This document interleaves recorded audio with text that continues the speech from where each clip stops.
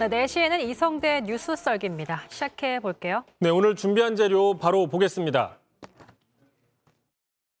AI 경우와 관련된 것은 앞으로 발전시켜서 좀 더 차원 높은 경호를 하겠다는 의미에서 말씀드린 것이지 그걸로 그렇게 다 한다는 아마 말씀을 차장님이 드린 건 아닙니다. 교호처 자, 아는 만큼 보이는 보안 구멍.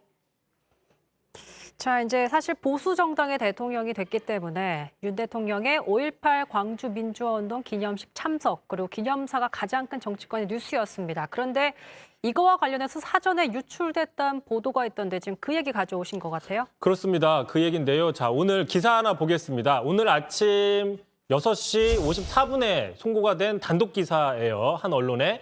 자, 윤석열 대통령 5.18 기념사 7번 쓰고 고쳤다. 5월 정신 확고히 지킬 것이다라는 기사인데 뭐 내용은 보면은 얼마든지 취재해서 쓸 만한 내용입니다. 그런데 왜 이 기사가 단독 기사냐? 이 기사에 딸려 있는 사진이 단독 사진이기 때문이다라고 분석을 해볼 수 있는데요. 바로 이 사진입니다. 자, 이게 윤석열 대통령의 그 5.18 기념사 초안으로 보이는 그 원고에 저렇게 직접 파란색으로 첨삭, 수정하는 모습으로 보이는 내용이 같이 언론에 나온 거죠. 저희가 그냥 사실 이렇게 보더라도 어떤 내용인지 다 눈에 보입니다. 상세한 내용이 파악할 수 있을 정도로 클로즈업된 사진인데 그러니까 파란 글씨 부분, 손 글씨 부분이 기념사에 그대로 실렸다는 거잖아요? 그렇습니다. 조금만 더 자세히 보시면요. 자, 첨삭한 부분의 제일 마지막 내용 보시면 5월의 정신은 바로 국민통합의 주춧돌입니다. 뭐 이렇게 써 있습니다. 실제로 오늘 기념사 그대로 이 장면 나왔는데 바로 들어보겠습니다. 자유민주주의와 인권의 가치는 우리 국민을 하나로 묶는 통합의 철학입니다. 그러므로 자유민주주의를 피로써 지켜낸 5월의 정신은 바로 국민통합의 주춧돌입니다. 자, 들어보신 것처럼 국민통합의 주춧돌이다. 오늘 그 기념사의 가장 핵심 표현이었죠. 그러니까 여러 매체들이 앞다퉈서 이렇게 국민통합의 주춧돌이다. 5월 정신은 이렇게 쓴 겁니다. 자, 이런 핵심 표현이 그대로 나온 거죠. 그러니까 5.18 기념사 핵심 메시지, 보통 이제 펀치라인이라고도 하기도 하는데 행사 전에 미리 유출됐다. 오늘 오전 6시 54분에 나온 기사입니다. 이 사진은 그럼 어디서 난 거죠? 자, 이 사진 또 바로 그 밑에 출처가 나와 있습니다. 조금만 더 자세히 보시면 이 사진, 기사에 딸려있는 사진 밑에 자, 윤석열 대통령이 직접 기념사를 작성하면서 수정한 원고라는 설명과 함께 대통령실 관계자가 제공했다. 바꿔 얘기하면 내부자가 직접 언론에 줬다. 이렇게 해석을 할 수 있는 거죠. 내부자가 만약에 주게 되면 문제가 되나요? 그래서 이제 왜 이게 그럼 문제가 되느냐 뭐 이렇게 볼 수도 있는 건데 참고로 이제 저도 과거에 기자 그렇습니다. 하셨잖아요. 그래서 해봤는데 이런 경우가 제 기억에는 흔치 않거든요. 보통 이렇게 대통령의 공식적인 연설은 그 행사가 시작되기 직전 뭐 보통 20분, 30분, 뭐 길게는 1시간도 되지만 보통 2, 30분 전에 언론에 미리 줍니다. 대신 이제 이 시간을 어기면 뭐 페널티를 주기도 하거든요. 자, 그만큼 미리 공개가 되지 않고 게다가 대통령실 참모가 뭐 사진을 찍어서 미리 공개하는 경우는 제 기억에는 없었던 걸로 알고 있습니다. 자, 그런데 이제 오늘 이 행사 뭡니까? 말씀하신 것처럼 윤석열 대통령 취임한 이후에 첫 번째 대규모 공식 행사, 게다가 통합과 화합을 강조하는 5.18 행사, 정치적으로 상당히 중요하고 의미가 있는 행사의 그 핵심 메시지가 바로 미리 유출됐다는 점이죠. 자, 이제 이러다 보니까 대통령실 주변에서는 가까운 참모, 지금 최소 수석 비서관급 이상으로 지금 유추가 되고 있어요. 그 누군가가 본인의 위치, 내가 이 정도로 대통령과 가까운 사이다. 어떤 이런 걸 과시하려고 한 게 아니냐, 뭐 이런 분석이 나오고 있습니다. 일단 대통령실도 이 부분에 대해서는 좀 심각하다라고는 얘기를 했다고 해요.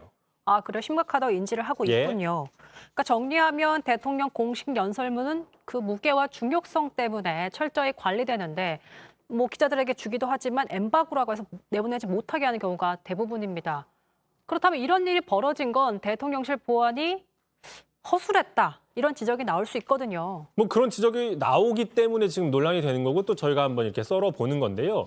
자, 이런 사례가 또 하나가 비슷한 사례가 또 있습니다. 자, 사진을 좀 볼 텐데요. 바로 어제 저녁에 한 그 야구 커뮤니티, 되게 유명한 야구 커뮤니티에 그 윤석열 대통령의 사진 3장이 올라왔습니다. 바로 그제 밤에 자택 주변에서 애완견 써니, 썰기가 아니라 써니를 데리고 같이 산책하는 장면인데요. 네. 그 올라온 그 글에 보면은 이 사진을 찍은 사람은 주민이다 말하고 그랬는데 지금 보신 것처럼 저 기둥에 비춰집니다. 자세히 보시면 사진 찍은 사람이 상당히 근접거리에서 사진을 찍은 걸로 유추가 되는데 자, 이제 이런 사진 나오니까 이제 또 논란이 나오는 거죠. 자, 주민이 이렇게 가까이 가서 대통령 사진을 찍을 수 있는 것인가? 그다음에 또 이런 사진을 어떤 인터넷 사이트에 막 바로 올려도 유포해도 괜찮은 것이냐 이러면서 이제 경호상의 문제가 있는 게 아니냐라는 논란이 나오고 있는 겁니다. 충분히 걱정해야 될 부분이기도 해요. 한 나라의 대통령이기 때문에 뭐 친근해 보일 수는 있겠지만 근데 공개된 행사 장소도 아니라 대통령 자택 앞에서 일반 시민이 대통령에게 이 정도로 근접한 게 가능하다는 것도 좀 신기해요. 자, 일단 만약에 그 경호처 직원의 허락을 받고 이렇게 사진을 찍었다고 하면 뭐 양해가 되는 상황이죠. 하지만 그런 상황이 아니었다면 상당히 큰 문제가 될 수 있는 겁니다. 자, 문제는 그리고 현재 경호처에서는 이 부분에 대해서 명확하게 설명을 하진 않고 있는 상태라고 그래요. 다 일각에서는 그렇기 때문에 에이 설마 이 정도로 경호가 허술하겠느냐. 설마. 그래서 이거는 일반인이 촬영한 게 아니라 경호처나 대통령실 직원이 촬영한 게 아니냐라고 지금 추정도 나오고 있습니다.